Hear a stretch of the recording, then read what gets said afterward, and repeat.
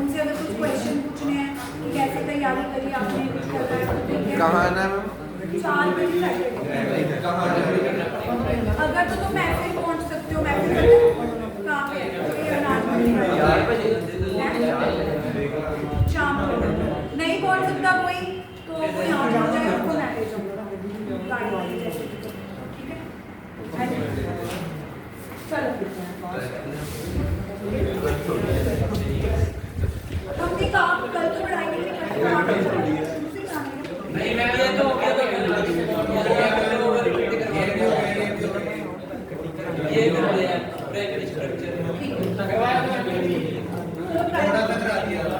चलो please now ये on करती है, ठीक है। तो हमने शुरू करा था प्रोटीन था ना, तो मैं आपको बता रही थी कि जो प्रोटीन होते हैं वो अल्फा अमीनो एसिड से बने हैं।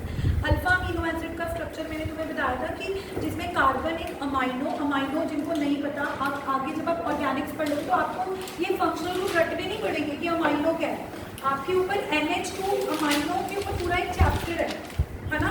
तो अभी अगर मैं आपको बोलूँगी कि अमाइनो एसिड का स्ट्रक्चर याद करो तो फिर भी आपको एफर्ट लगाने पड़ेंगे कि प्रोटीन अमाइनो एसिड्स के बने हुए हैं। अमाइनो एसिड क्या होता है जिसमें अमाइनो NH2 ग्रुप होता है और कार्बोक्सिलिक ग्रुप होता है, एक H लगा होता है, एक R लगा होता है। तो ये एक छोटी सी अमाइनो एसिड एक सबसे छोटी सी यूनिट है, इसको जोड़ जोड़कर हमने प्रोटीन बनाया है ना।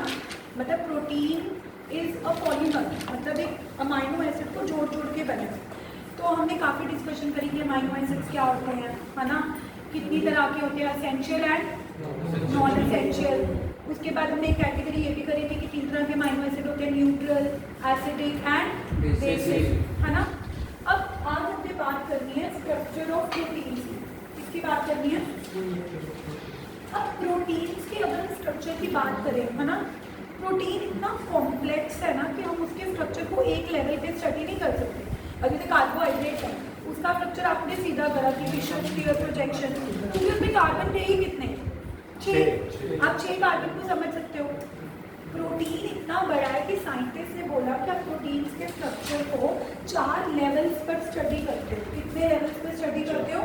What are those 4 levels? Primary, secondary, tertiary and quaternary. Structure, protein के स्ट्रक्चर को कितने लेवल पर स्टडी किया जाता है?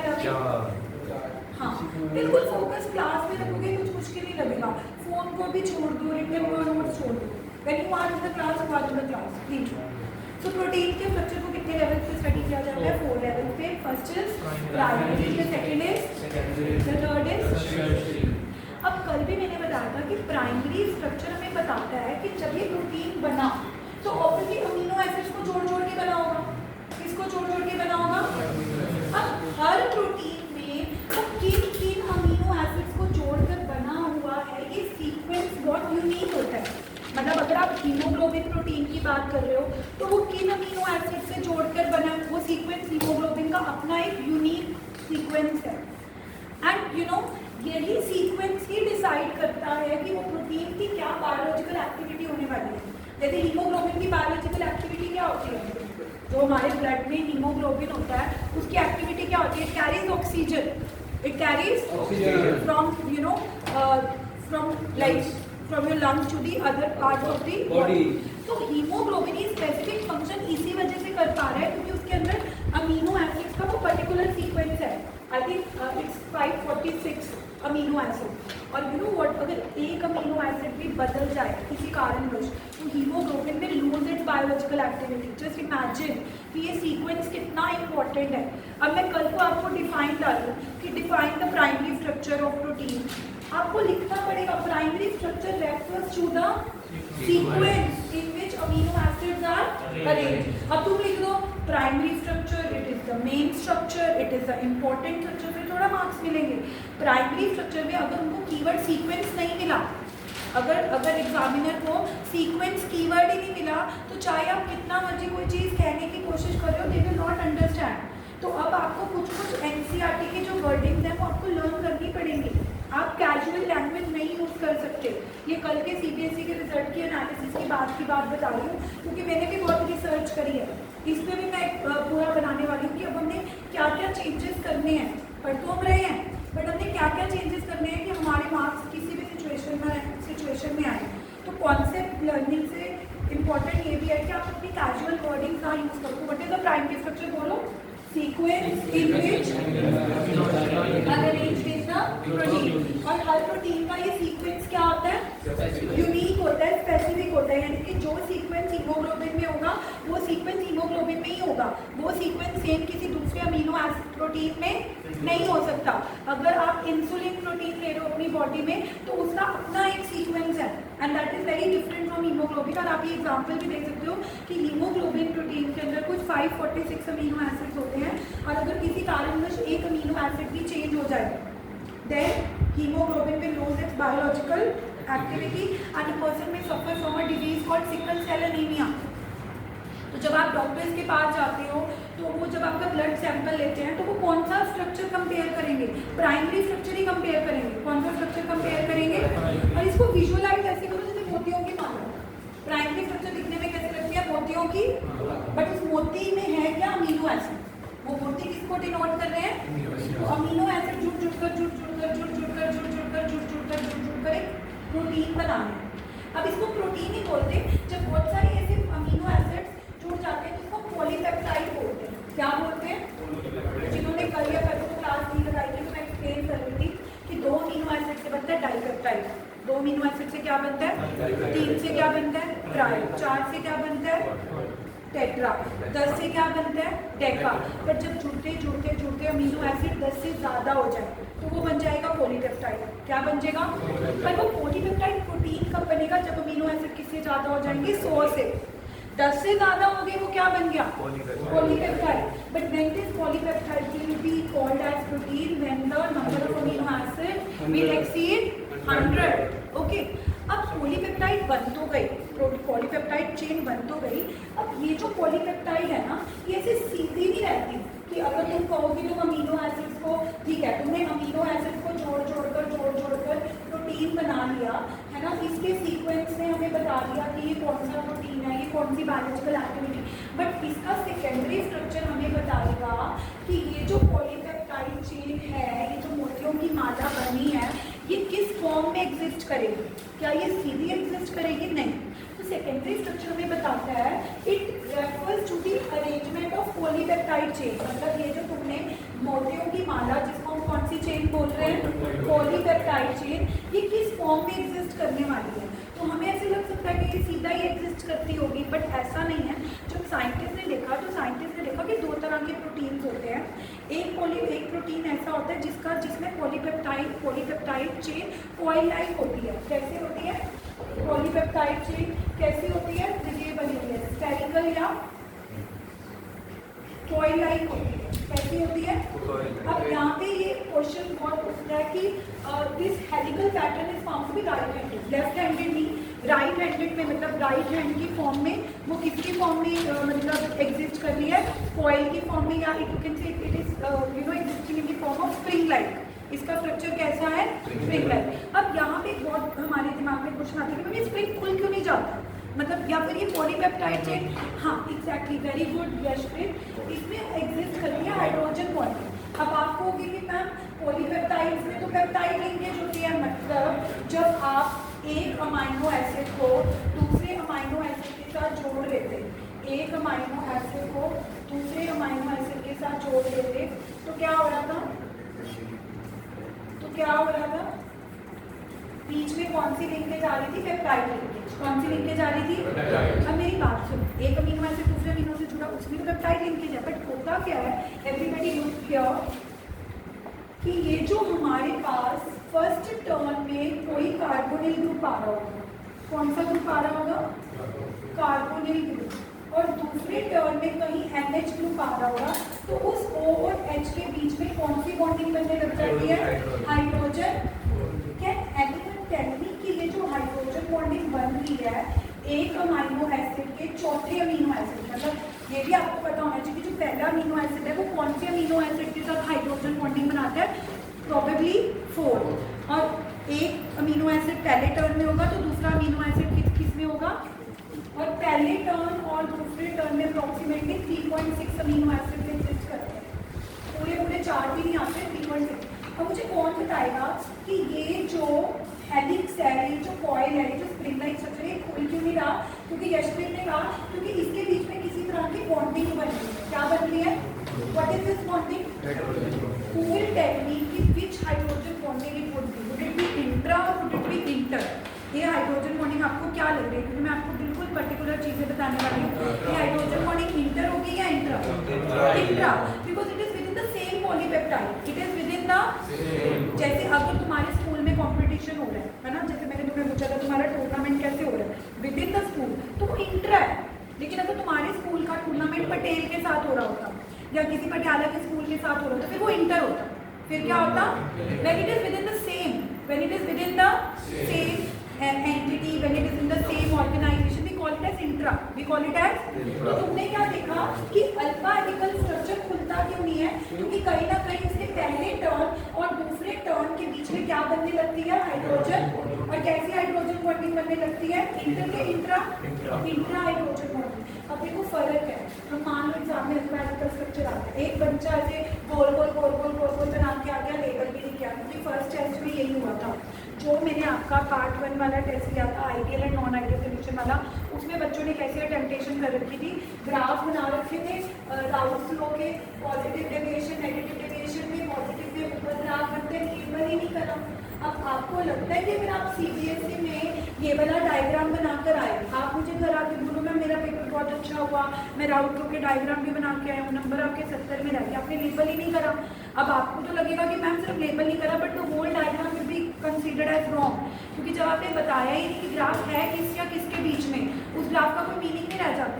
आप एक सड़क पे चल रहे हो, उस सड़क पे कोई डायरेक्शन ही नहीं दे रखी कि पटियाला को जाती है, नाभा को जाती है, that is meaningless for you, है ना? तो ऐसी चीजें ध्यान रखनी है। अब मैं वही बोलूँ कि अगर मान लो एग्जाम में हेलिकल स्ट्रक्चर आ गया, एक बच्चा है वो ये डायग्राम बना के आ रहा है जो यहाँ पे पीपीटी में दे रखे, इसके मार्क्स नहीं मिलेंगे। You have to show, what you have to show? Intra hydrogen, and try करो कि ऊपर वाले टर्न में सी डबल बॉन्ड हो ले रहे हो, तो उसके बाद जो अगले वाला अमीनो एसिड जिसका NH ले रहे हो उसको मेंशन करो कि ये फर्स्ट अमीनो एसिड है, तो ये कौन सा अमीनो एसिड है? Fourth amino acid. और दो टर्न्स के बीच में अप्रोक्सीमेटली कितने अमीनो एसिड्स आते हैं? 3 पॉइंट है। स्प्रिंगली क्यों? इसका कोई मैं वही बता दूं कि ये बोल रहा है कि पॉलीपेप्टाइड चेन ने अपने आप को स्प्रिंग लाइक शेप में ही क्यों, मतलब क्या कहते हैं, कई चीज़ें ना स्पॉन्टेनियस होती हैं, कई चीज़ें ऐसी होती हैं जो अपने आप होना चाहती हैं। अब जैसे फॉर एग्जाम्पल आप एक रबर बैंड होता है, अगर आप रबर बैंड को स्ट्रेच करते हो तो आपको फोर्स लगाना पड़ता है, लेकिन जब आप फोर्स लगाते हो तो it comes back to its original shape. तो कई कई कई शेप्स ऐसी होती हैं, कई स्ट्रक्चर्स ऐसी होती हैं जो मतलब किसी पर्टिकुलर चीज़ के लिए बहुत ईजी होती हैं उस शेप में रहना। लेकिन ऐसा नहीं है कि हर बार पॉलीपेप्टाइड चेन स्प्रिंग शेप में रहता है, कभी उसका दूसरा सेकेंडरी स्ट्रक्चर भी देखा गया जिसको बीटा प्लीटेड शीट बोलते हैं। क्या बोलते हैं?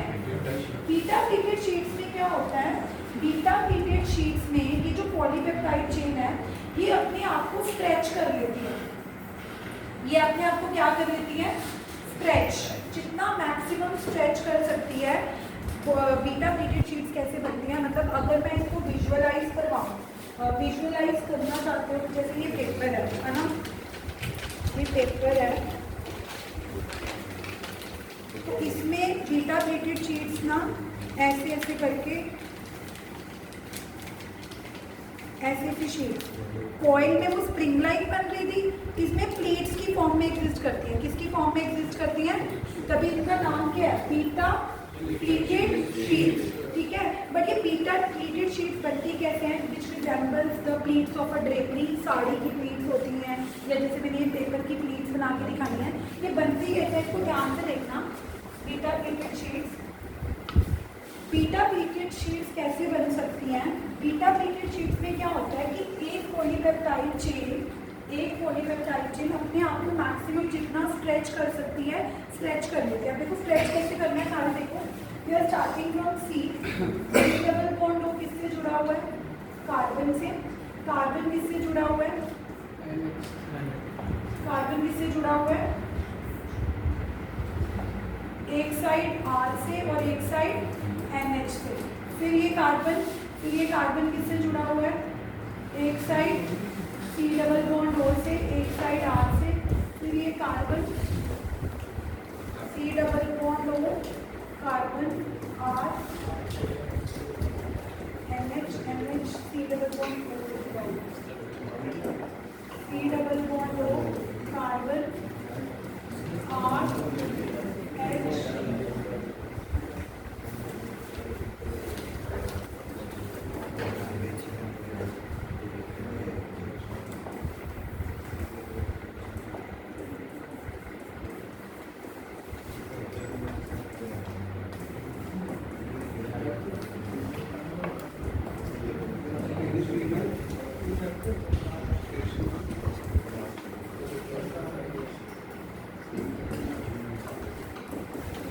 देखो ये मैंने क्या किया है, मैंने एक पॉलीपेप्टाइड चेन को एक स्ट्रेच कर दिया। क्या कर दिया?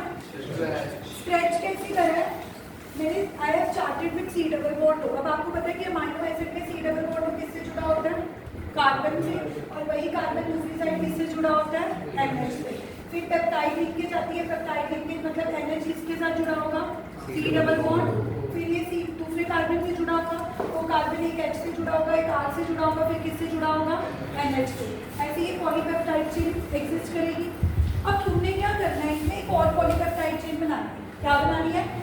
अब जब तुमने दूसरी पॉलीपेप्टाइड चेन बनानी है, बड़े ध्यान से देखो, अगर तुम ऊपर वाली पॉलीपेप्टाइड चेन किससे शुरू कर रहे हो? कार्बन से, तो दूसरी वाली पॉलीपेप्टाइड चेन किससे शुरू करनी है ना? तो इसको हम बोलेंगे एन टर्मिनल। इसको हम क्या बोलेंगे? अगर तो ऊपर वाली भी C से शुरू हो रही होती है, नीचे वाली भी क्या से शुरू हो रही होती है? C से, फिर तो हम इसको बोलेंगे C टर्मिनल। लेकिन अगर ऊपर वाली C से शुरू हो रही है तो ऊपर वाली पॉलीपेप्टाइड चेन कौन सी है? C terminal. नीचे वाली N से शुरू हो रही है तो ये कौन सी है? N terminal. अगर तुम दो पॉलीपेप्टाइड चेन अलग अलग एंड से शुरू कर रहे हो, किससे शुरू कर रहे हो?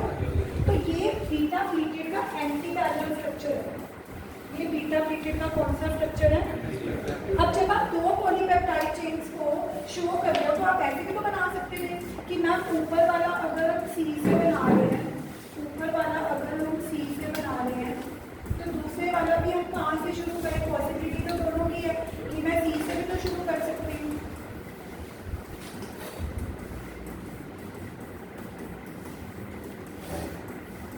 अब क्या होगा? इसको बोलेंगे पैरेलल। बीटा प्लेटेड के कितने स्ट्रक्चर्स होते हैं? पैरेलल और बीटा प्लेटेड में बेसिकली हम करते हैं दोनों पॉलीपेप्टाइड चेन को एक्सटेंड कर देते हैं, जितना मैक्सिमम स्ट्रेच कर सकते हैं स्ट्रेच कर सकते हैं। बट साइंटिस्ट ने देखा है कि जब पॉलीपेप्टाइड चेन स्ट्रेच हो रही होंगी तो दो पॉसिबिलिटीज है। ऐसा भी हो सकता है कि ऊपर वाली पॉलीपेप्टाइड चेन भी कौन से टर्मिनल से शुरू हो रही है? C से। नीचे वाले किससे शुरू हो रही है? N से। फिर ये बीटा प्लेटेड का कौन सा स्ट्रक्चर बनेगा? Anti parallel. लेकिन अगर आपने ऊपर वाली पॉलीपेप्टाइड चेन किससे शुरू करी है? C से। नीचे वाली भी किससे शुरू करी है? तो ये कौन सा स्ट्रक्चर बनेगा? पैरेलल। अब तुम्हें करना क्या है? इनके बीच में हाइड्रोजन बॉन्डिंग दिखानी है। क्या दिखानी है? अब देखो इसमें हाइड्रोजन बॉन्डिंग बड़ी इजीली दिखा सकते हो, क्योंकि इसमें एंटी पैरेलल में अर्ज ध्यान दो पर अगर N का H नीचे आ रहा है, इसके बिल्कुल ही ऊपर क्या आ रहा है? इसके नीचे बिल्कुल ही क्या आ रहा है? C double bond. तो H और O के बीच में क्या बन जाएगी? हाइड्रोजन। इधर H आ रहा है, इधर O आ रहा है, तो इनके बीच में क्या बन जाएगी? हाइड्रोजन। इधर भी अगर मैं C डबल बॉन्ड को नीचे फेस करता हुआ बनाऊं तो इधर C डबल बॉन्ड का O है, इधर H है, तो इसके बीच में क्या बनेगी? Hydrogen. Who will tell me which hydrogen bonding is this? Is it intra or inter? Now it is between two अलग-अलग पॉलीपेप्टाइड। वो जो पॉलीपेप्टाइड चेन एक ही फॉर्म में थी वो एक ही थी, है ना? जो मैंने अल्फा हेलिकल स्ट्रक्चर दिखाया था जिसका ऊपर वाला टर्न और नीचे वाले टर्न के बीच में हाइड्रोजन बॉन्डिंग बन रही थी, वो सेम पॉलीपेप्टाइड चेन थी। चाहे वो स्प्रिंग की फॉर्म में एग्जिस्ट कर रही थी बट वो थी तो एक ही ना। बट इसमें हम आपको जो बीटा प्लेटेड शीट स्ट्रक्चर समझाने की कोशिश कर रहे हैं, दो पॉलीपेप्टाइड चेन कंसीडर कर रहे हैं। कितनी पॉलीपेप्टाइड चेन कंसीडर कर रहे हैं तुम भी, है ना? अगर आप ऊपर वाली पॉलीपेप्टाइड चेन C टर्मिनल से शुरू कर रहे हो और नीचे वाली पॉलीपेप्टाइड चेन कौन से टर्मिनल से शुरू कर रहे हो? What kind of beta plated chain will it be called? And which hydrogen bonding is this? Inter. Which hydrogen bonding is this? There is no more intra. This is inter. तो आपने ये structure बनाकर यहाँ पे mention करना है कि this is inter molecular hydrogen bonding. अब एंटी पैरेलल की हाइड्रोजन बॉन्डिंग दिखने में पैरेलल लग रही है, पैरेलल मतलब स्ट्रेट लाइन दिख रही है, लेकिन पैरेलल वाले में डायगोनल हाइड्रोजन बॉन्डिंग बनेगी, क्योंकि इधर C डबल बॉन्ड हुआ है, इसके ऊपर NH नहीं है, NH इसके साइड पर है, इधर C डबल बॉन्ड हुआ है तो इसके H साइड पे है। तो पैरेलल वाले स्ट्रक्चर में हाइड्रोजन बॉन्डिंग कैसे बनेगी? डायगोनल। और पैरेलल वाले एंटी पैरेलल में हाइड्रोजन बॉन्डिंग कैसे बनेगी? स्ट्रेट। तो यहाँ पे वही दिखाया हुआ है कि बीटा प्लीटेड चेन्स जो होती हैं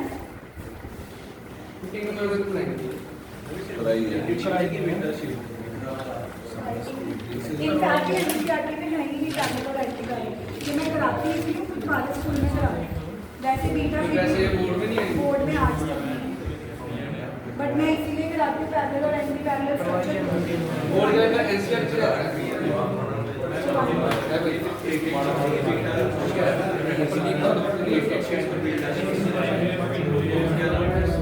एक सेकंड की बात नहीं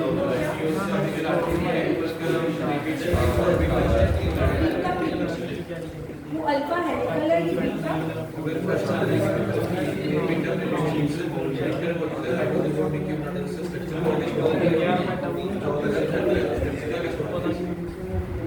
बस यही बोला है कि it is between two polypeptide that is with in the same polypeptide structure. तो तभी बताना अब उसको बोलेंगे ऐसे।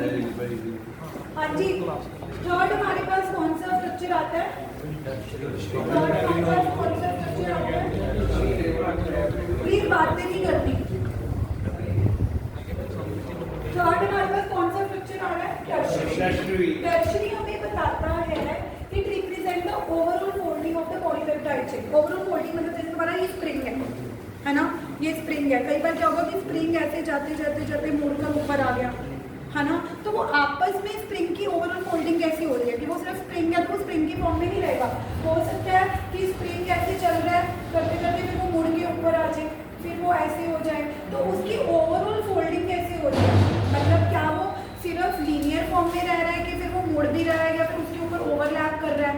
तो ये पॉलीपेप्टाइड चेन फर्दर इसकी जो ओवरऑल फोल्डिंग होगी, जो कि एक्चुअल में गोइंग टू डिसाइड इसी ओवरऑल फोल्डिंग में डिसाइड होगा कि जो आपने दो तरह के प्रोटीन नहीं पढ़े थे, एक फाइब्रस और एक ग्लोब्यूलर। स्टार्टिंग में मैंने आपको दो तरह के प्रोटीन पढ़ाए थे कि एक थ्रेड लाइक प्रोटीन होते हैं जो फाइब्रस होते हैं कैरेटिन और एक ग्लोब्यूलर वाले प्रोटीन होते हैं। तो इसी ओवरऑल फोल्डिंग पे डिपेंड करेगा, इसी ओवरऑल फोल्डिंग पे डिपेंड करेगा कि जो हमारे पास प्रोटीन बनने वाला है, क्या वो कौन सा प्रोटीन बनने वाला है? फाइब्रस, या वो कौन सा प्रोटीन बनने वाला है? और आपने टर्शियरी स्ट्रक्चर दिखाना कैसे है? अच्छा, सेकेंडरी स्ट्रक्चर के बाद ये भी पॉसिबल है, ये भी कई प्रोटीन्स में पॉसिबल होता है कि टर्शियरी स्ट्रक्चर में कि कहीं तो वो अल्फा हेलिकल है, कहीं उसके क्या बनने लग जाए? बीटा प्लेटेड शीट, फिर उसका फिर से क्या बन जाए? अल्फा हेलिकल, और फिर उसकी क्या बन जाए? मतलब टर्शियरी स्ट्रक्चर में ये भी पॉसिबल होता है कि somewhere it is in the form of alpha helical, somewhere it is in the form of, तो उसकी ओवरऑल फोल्डिंग कैसे निकल के आने वाली है वहीं से डिसाइड होगा कि प्रोटीन कैसा निकलेगा, फाइब्रस निकलेगा या। अब ये बहुत इंपॉर्टेंट एनसीईआरटी की लाइन है, ये एनसीईआरटी की बहुत इंपॉर्टेंट लाइन है, सारे इसको ध्यान से देखो, मैं टेस्ट में भी डालूंगी कि ये जो टर्शियरी स्ट्रक्चर बन रहा है या जो भी सेकेंडरी स्ट्रक्चर बन रहा है जो कि स्प्रिंग लाइक है या ग्लोबुलर है, ये खुल क्यों नहीं जाता? कौन कौन से फोर्सेज हैं जो इन स्ट्रक्चर को स्टेबल करते हैं? सबसे पहले तो क्या है, वो जो मैंने आपको दिखाई है कि इंट्रामोलिकुलर हाइड्रोजन बॉन्डिंग बनती है, और कौन सी हाइड्रोजन बॉन्डिंग बनती है? इंटर, जो आपके स्ट्रक्चर को ओपन अप नहीं होने देती। उसके अलावा disulphide linkages, wonder wall forces, और एक और होते हैं इलेक्ट्रोस्टैटिक। अगर आज किसी के पास एनसीईआरटी की बुक है ना, वो टर्शियरी स्ट्रक्चर का नोट पढ़ना, उसमें ये लाइन बहुत क्लियरली दे रखी है, the main forces which stabilise the secondary and tertiary structure of protein. Secondary और टर्शियरी स्ट्रक्चर को अगर कोई फोर्सेज ओपन नहीं करने देते तो वो कौन कौन से फोर्सेज रिस्पॉन्सिबल है? सबसे इंपॉर्टेंट कौन सा फोर्स है? हाइड्रोजन बॉन्डिंग, उसके बाद डाइसल्फाइड बॉन्ड, थर्ड कौन सा है? वंडर वॉल, और चौथा कौन सा है? Electrostatic forces of. This is the complete NCERT line. ये मैं आपको एनसीईआरटी लाइन, एनसीईआरटी वर्डिंग भेज दूंगी, इस पे भी क्वेश्चन हम प्रोटीन्स के लिए तीनों फैक्टर्स नहीं हुआ है, बट मतलब एनसीईआरटी प्रदीप का कुछ छूट जाए, लेकिन एनसीईआरटी का कोई भी वर्ड छूटना नहीं चाहिए, इसलिए बार बार रेफरेंस किसकी दी जाती है? एनसीईआरटी पता है क्या है? हनुमान चालीसा जैसे रक्षक होता है, वैसे +2 के लिए एनसीईआरटी रक्षक। अगर आप उसको अच्छे से एक एक लाइन पढ़ लेते तो आपकी रक्षा करे। प्रदीप की कोई लाइन छूट भी जाएगी तो वो कोई प्रॉब्लम नहीं है, लेकिन एनसीईआरटी की कोई लाइन नहीं छूटेगी। हाँ, जब आपका चैप्टर हो जाएगा तो एटलीस्ट और चैप्टर्स पढ़ो ना पढ़ो, लेकिन बायोमोलिक्यूल्स चैप्टर की प्लीज रीडिंग जरूर देना। जैसे मैम कह रहे थे कि पहले के नोट्स वगैरह में हैबिट स्ट्रक्चर ही करता है पेपर के लिए, इसमें मैम कौन से करते हैं? ये सारे सेक्टर्स करते हैं। लास्ट स्ट्रक्चर कौन सा है? हाँ जी, लास्ट स्ट्रक्चर कौन सा है? Please explanation proteins. Tanveer, last structure कौन सा है? We have done primary, we have done secondary, tertiary, now it is quaternary. So quaternary structure, Hermann quaternary structure, quaternary structure सिर्फ उन्हीं प्रोटीन्स के लिए एप्लीकेबल होता है जो एक से ज़्यादा पॉलीपेप्टाइड चेन से बनी होती है। कई प्रोटीन्स तो एक ही पॉलीपेप्टाइड चेन से बनी होती है, लेकिन कुछ प्रोटीन्स होती हैं जो एक से ज़्यादा पॉलीपेप्टाइड चेन से बनी होती हैं। तो वो आपस में सारी पॉलीपेप्टाइड चेन कैसे अरेंज्ड है, मतलब एक पॉलीपेप्टाइड चेन के ऊपर दूसरी पॉलीपेप्टाइड चेन किस वे में अरेंज्ड है, वो हमें कौन सा स्ट्रक्चर बताता है? Four polypeptide chain, the special arrangement of these sub units. जैसे मान लो एक पॉलीपेप्टाइड चेन ये है और दूसरी पॉलीपेप्टाइड चेन इसके ऊपर कैसे अलाइंड है, फिर तीसरी पॉलीपेप्टाइड चेन इसके ऊपर आप अलग अलग पेन लेके शो कर सकते हो कि तीनों पॉलीपेप्टाइड चेन एक दूसरे के ऊपर, जैसे आपने 2-3 स्प्रिंग्स ले लिए, 2-3 स्प्रिंग्स को आपस में इंटैंगल कर दिया है ना, या फिर अपने ईयरफोन ले लो। ईयरफोन वैसे भी जब बैग में रखते थे वो वायर वाले, तो वो कैसी उलझी हुई वायर निकलती थी। तो अगर आप 2 ईयरफोन्स रख दोगे तो दोनों की वायर्स एक दूसरे में क्या हो जाएंगी, इंटैंगल हो जाएंगी। तो ऐसे ही जब एक से ज़्यादा पॉलीपेप्टाइड चेन होती है वो आपस में क्या हो जाती हैं, इंटैंगल हो जाती है। तो उनकी आपस में एक दूसरे की क्या है, स्पेशल अरेंजमेंट, वो हमें कौन सा स्ट्रक्चर बनाता है, क्वाटरनरी स्ट्रक्चर। ठीक है, स्ट्रक्चर से भी ज़्यादा इनकी डेफिनेशन इंपॉर्टेंट है। तो देखो ये पिक्टोरियल रिप्रेजेंटेशन है। मोतियों की माला,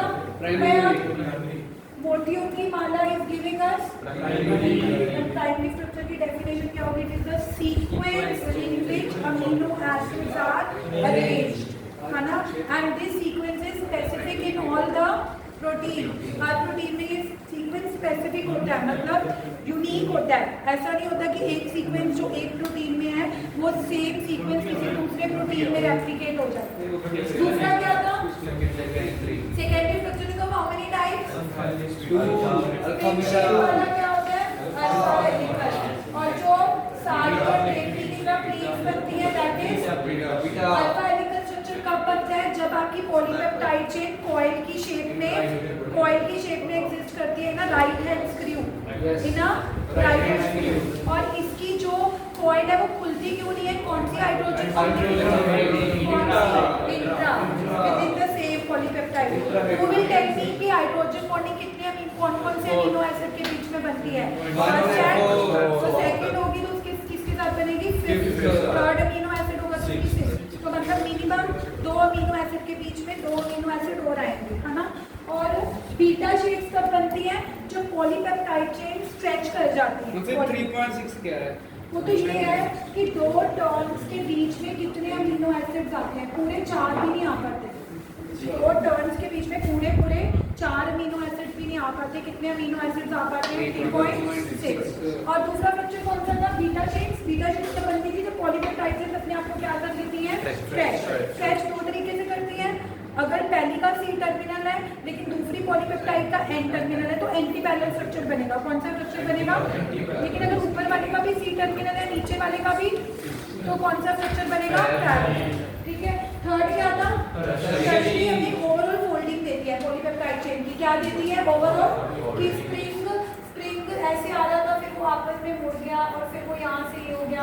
ये भी पता लगता है टर्शरी स्ट्रक्चर में कि किस पार्ट में वो हेलिकल की फॉर्म में और किस पार्ट में वो बीटा प्लेटेड शेप्स में। ऐसा भी हो सकता है ना कि एक प्रोटीन है उसका कहीं पे हेलिकल स्ट्रक्चर है फिर वो बीटा प्लेटेड शेप्स आ गई फिर हेलिकल हो गया।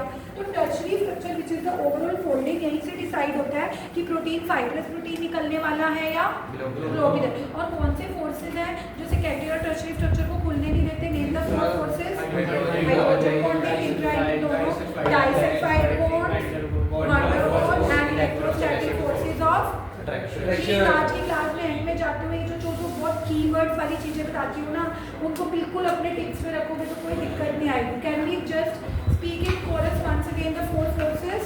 हाइड्रोजन बॉन्डिंग,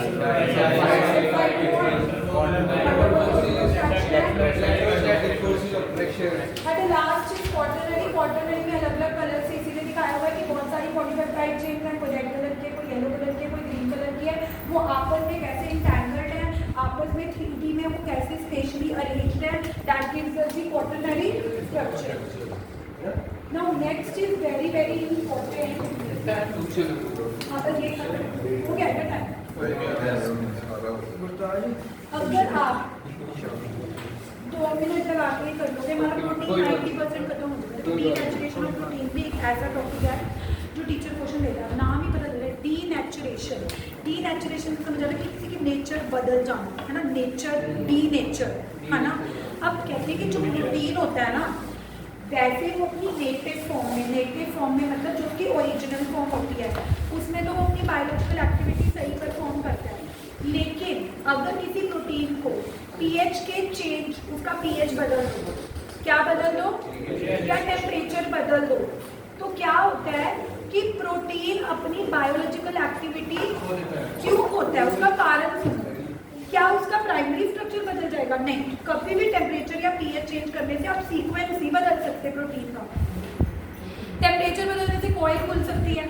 क्या खुल सकती है? क्योंकि हीट से हो सकता है, बॉन्ड्स टूटने लगेंगे, वेरी गुड हाइड्रोजन बॉन्डिंग टूटने लगेगी.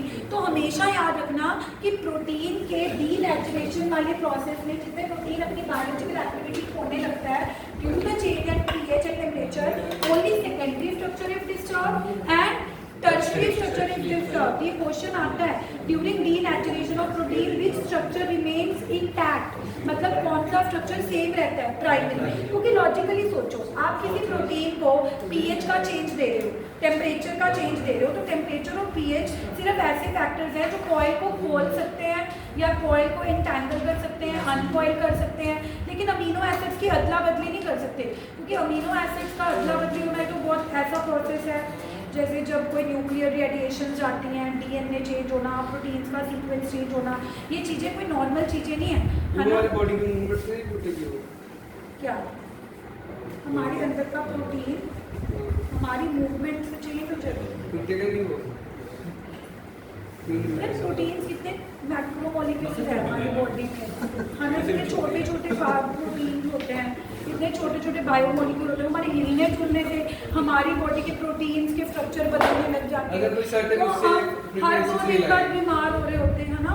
तो ऐसा नहीं होता. सिर्फ जब प्रोटीन, जैसे एग्जाम्पल क्या है, कर्डलिंग ऑफ मिल्क, मिल्क में खट्टा लगाते हो दही बन जाती है, तो उसके प्रोटीन, हाँ, तो वो हमारा जो प्रोटीन एंजाइम है ना, कीटाणु होता है, तो फिर वो उसके प्रोटीन की क्या कर रहा है, denature coagulation of egg on boiling. Egg को बॉईल करते हो हाँ जी. तो उसका जो अंदर वाला येलो पार्ट होता है वो क्या होता है, सॉलिडिफाई हो जाता है.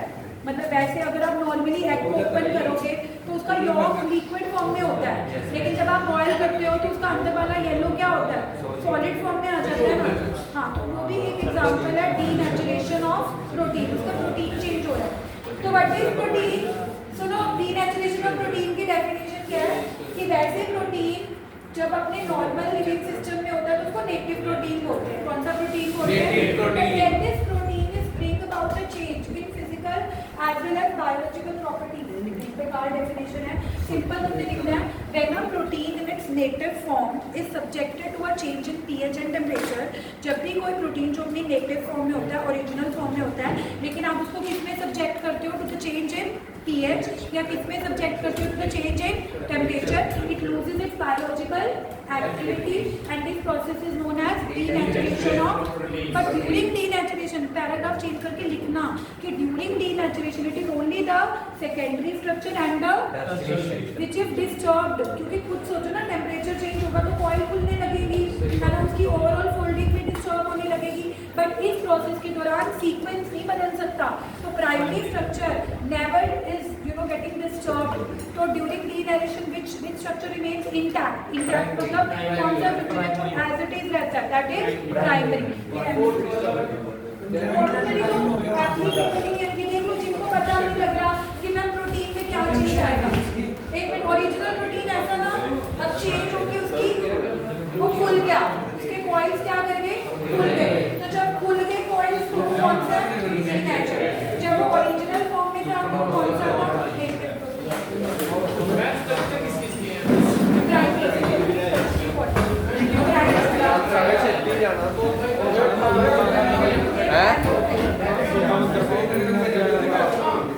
कोई नहीं